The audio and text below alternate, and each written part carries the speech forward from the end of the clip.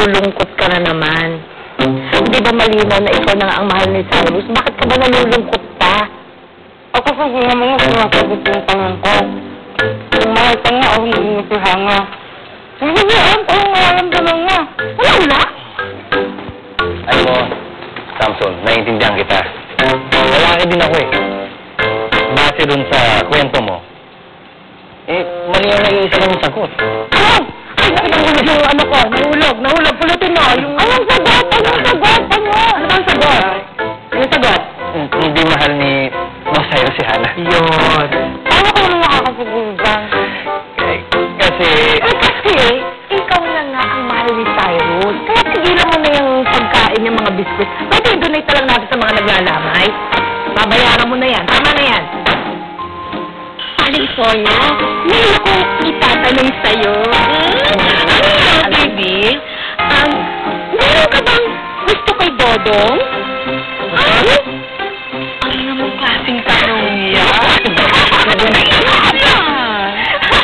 Kasi naman kanina, kakaiba ang titig mo kay Dodong.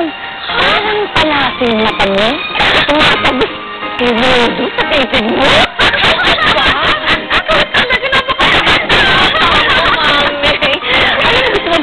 Ko yung pilik mata mo na kapal sa kawalis. Naku, Aling Sonia, wala niyo na panain niya si Aling Maming. Sagutin mo muna yung tanong ko. Meron ka ba talagang gusto kay Dodo? Talaga bang ako na ang mahal ni Cyrus at hindi na si Hana? Oo naman. Pero kung talagang mahal na si Hana, yung nakita pa lang sila, dapat binalikan na Cyrus si Hana agad. Talaga nga? Oo. Sabagay.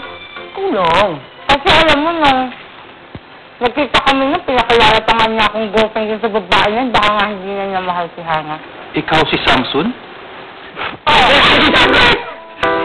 pasensya na kayo, pinatubo.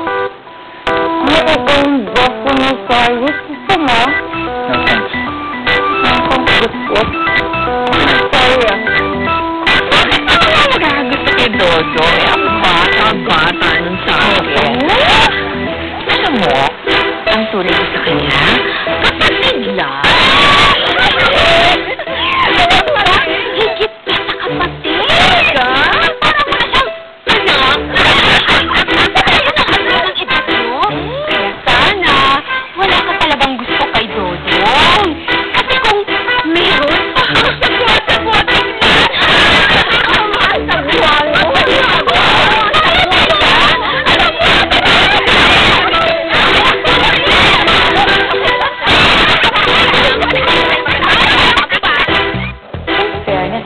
May itsura din pala ng best friend ni Cyrus. Pero, syempre, mas guwapa pa rin ang papa ko, no? Pare, yung pala si Samson, no? Ganun pala itsura nun? Ano man nakakatawa sa itsura niya?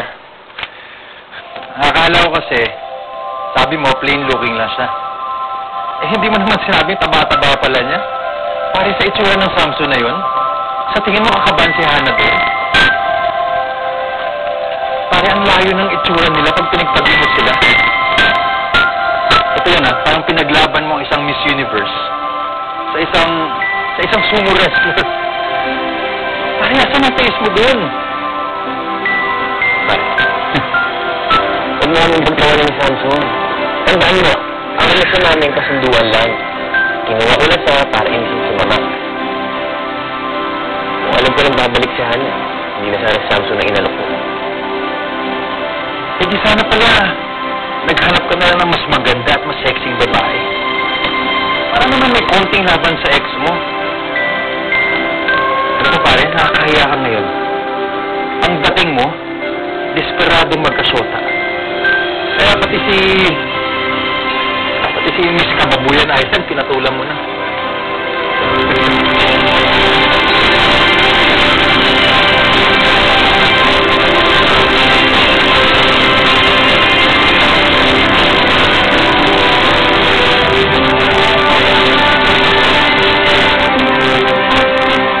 Nakitaan mo ba na magkakaroon daw ng isang malaking party na gaganapin sa hotel natin this Friday? Yeah, I know. Nasabi na sa akin. Gusto ko na umaten ka ng party na yon, nakasama mo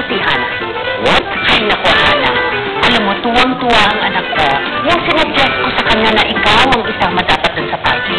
Ang gusto ni Mama, si Hana isama ko sa party namin sa hotel. Pero hindi ako pumayag. Dahil ikaw ang gusto kong kasama sa party na yun.